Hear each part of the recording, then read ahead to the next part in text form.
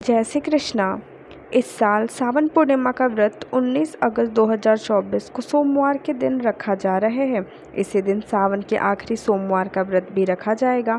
इसके साथ ही इस तिथि पर राखी का भी पर्व मनाया जाएगा। शास्त्रों में सावन पूर्णिमा को बहुत ही खास माना गया है। सावन पूर्णिमा के दिन भगवान शिव और विष्णु जी के साथ साथ माता लक्ष्मी जी की पूजा की जाती है।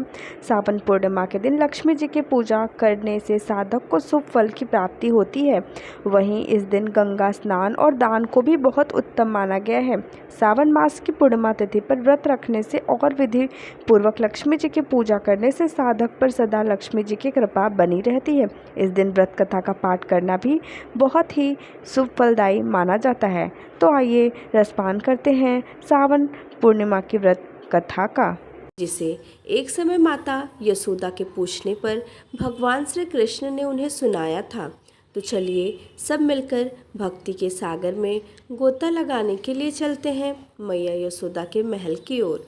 और जहाँ पर इस समय बड़े ही प्रेम से मैया यशोदा कान्हा जी से पूछ रही हैं कि पूर्णिमा व्रत का महात्म क्या है और इस व्रत को करने से किन फलों की प्राप्ति होती है।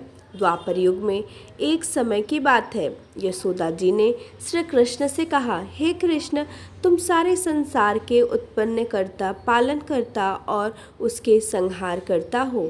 आज कोई ऐसा व्रत मुझसे कहो जिसके करने से मृत्यु लोक में स्त्रियों को विधवा होने का भय न रहे और यह व्रत सभी मनुष्यों की मनोकामनाएं भी पूर्ण करने वाला हो। तब श्री कृष्ण कहने लगे, हे माते, आपने अति सुंदर प्रश्न किया है। मैं अब आपसे ऐसे ही व्रत को सविस्तार कहता हूँ। ध्यान पूर्वक सुनो। सौभाग्य की प्राप्ति के लिए स्त्रियों को 32 पूर्णिमासियों का व्रत करना चाहिए। इस व्रत को करने से स्त्रियों को सौभाग्य, सुख, संपत्ति का आशीर्वाद प्राप्त होता है। यह व्रत अचल सौभाग्य देने वाला और भगवान शिव के प्रति मनुष्य मात्र की भक्ति को बढ़ाने वाला है। श्री कृष्ण के ऐसे वचन सुनकर मैया यशोदा कहने लगी, हे कृष्ण, सर्वप्रथम इस व्रत को मृत्यु लोक में किसने किया था, इसके विषय में भी सविस्तार मुझे बताओ। तब श्री कृष्ण कहने लगे, हे माते, इस भूमंडल पर एक अत्यंत प्रसिद्ध राजा चंद्र से पाली अनेकों प्रकार के रत्नों से परिपूर्ण कार्तिका नाम की एक नगरी थी। वहां पर धनेश्वर नाम का एक ब्राह्मण अपनी पत्नी के साथ रहा करता था। उसकी पत्नी अति सुशील और रूपवती थी। दोनों ही उस नगरी में बड़े प्रेम के साथ रहते थे। उनके घर में धन धान्य आदि की कोई कमी नहीं थी। उनके जीवन में सब कुछ था, परंतु उनके जीवन में बहुत बड़ा दुख लिखा था।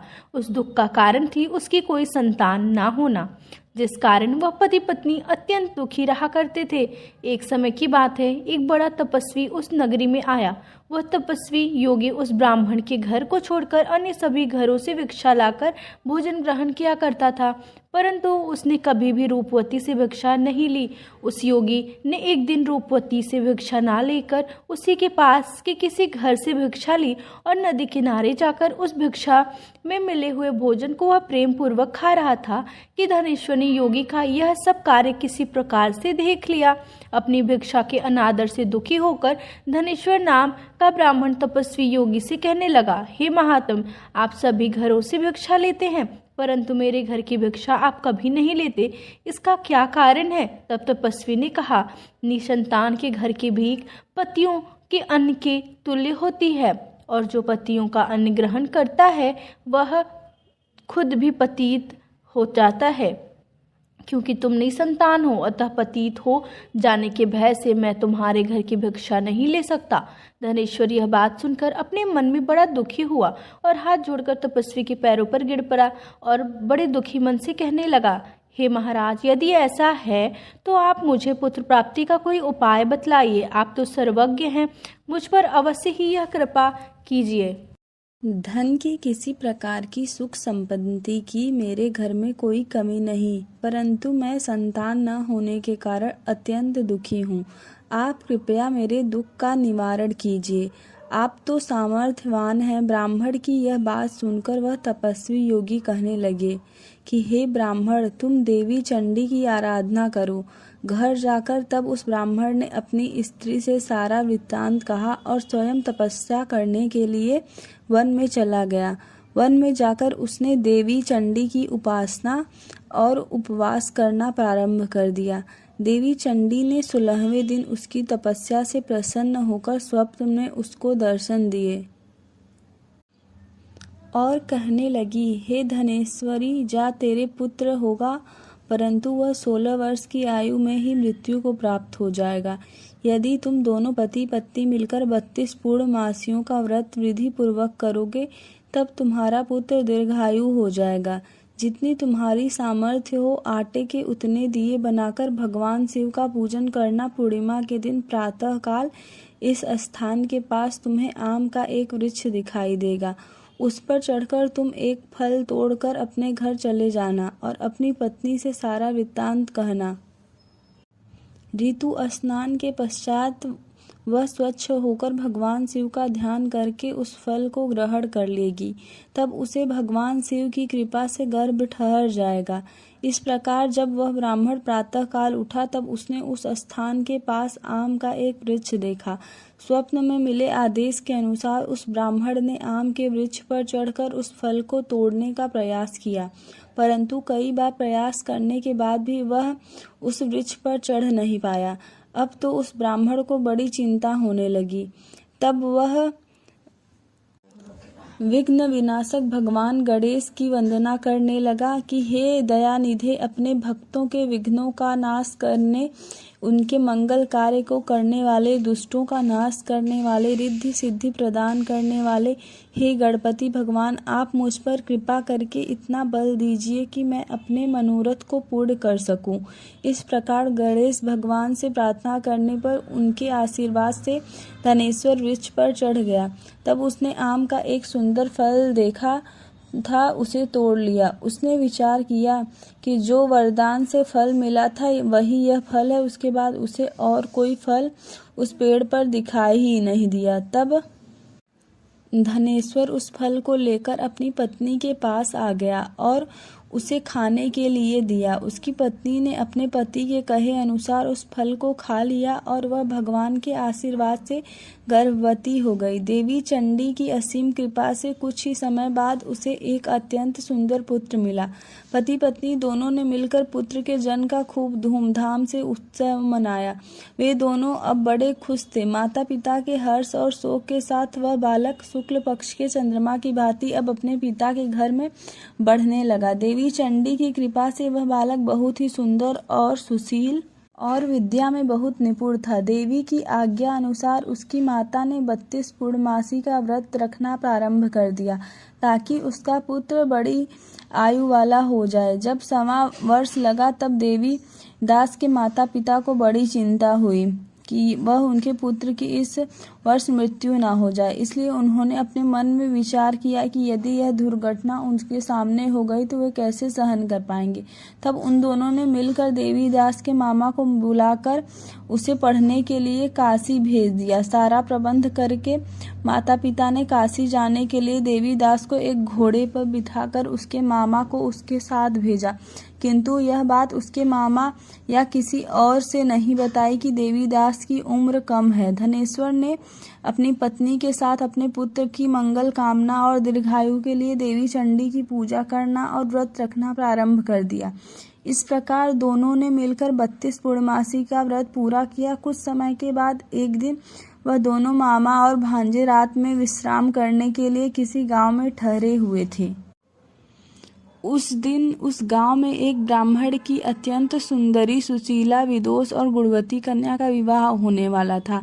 जिस धर्मशाला के अंदर वर और उसकी 12 ठहरी हुई थी, उसी धर्मशाला में देवी दास और उसके मामा भी ठहरे हुए थे। संयोगवश कन्या को तेल आदि चढ़ाकर मंडप आदि का जो कार्य किया गया, तब लगन के समय वर को धनुर्वात हो गया, जिस कारण वर के पिता ने अपने परिवारजनों से परामर्श करके निश्चय किया कि यह देवी दास मेरे पुत्र जैसा ही सुंदर है, मैं इसके साथ ही लग्न करा दूं और बाद में विवाह के अन्य का मेरे पुत्र के साथ हो जाएंगे। ऐसा सोचकर देवीदास के मामा से जाकर वह कहने लगे कि यदि तुम थोड़ी देर के लिए अपने भांजे को हमें दे दो जिससे विवाह के लगन का सब काम पूरा हो सके।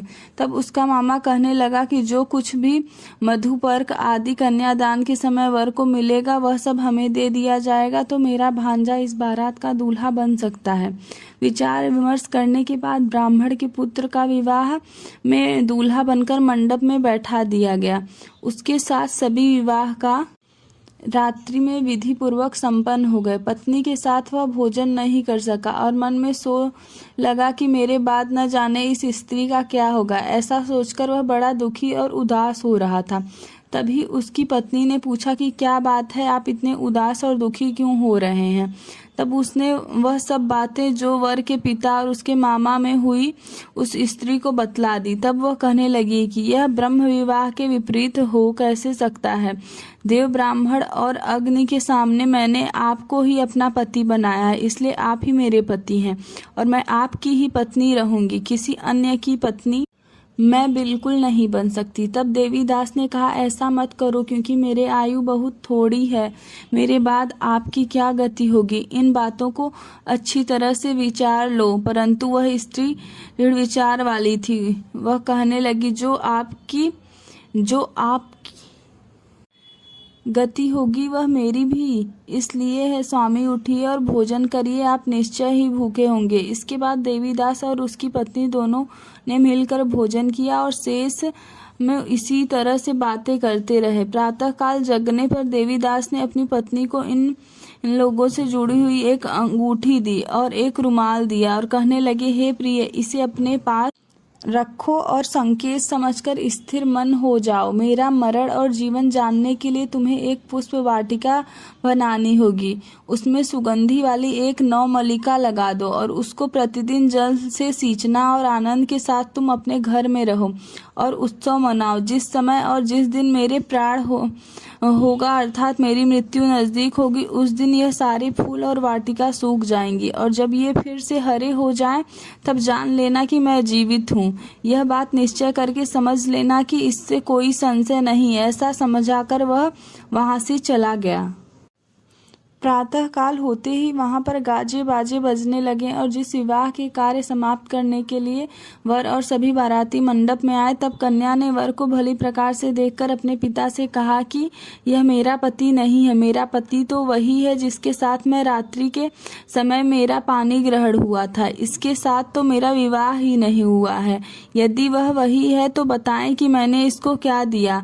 मधुपर्क और कन्यादान के समय जो मैंने भूषण आदि दिए थे उन्हें दिखाएं और रात में मैंने क्या गुप्त बातें कही थी वह सब भी बताएं। तब पिता ने उसके कथन अनुसार वर को बुलाया। कन्या की वह सब बातें सुनकर वह कहने लगा कि मैं इस बारे में कुछ नहीं जानता। इसके पश्चात लज्जित होकर वह वहां पर अपना समूह लेकर वहां से चला गया और सारी बारात भी अपमानित होकर वहां से लौट गई। तब भगवान कृष्ण कहने लगे, मैया इस प्रकार देवीदास काशी विद्या अध्ययन करने के लिए चला गया।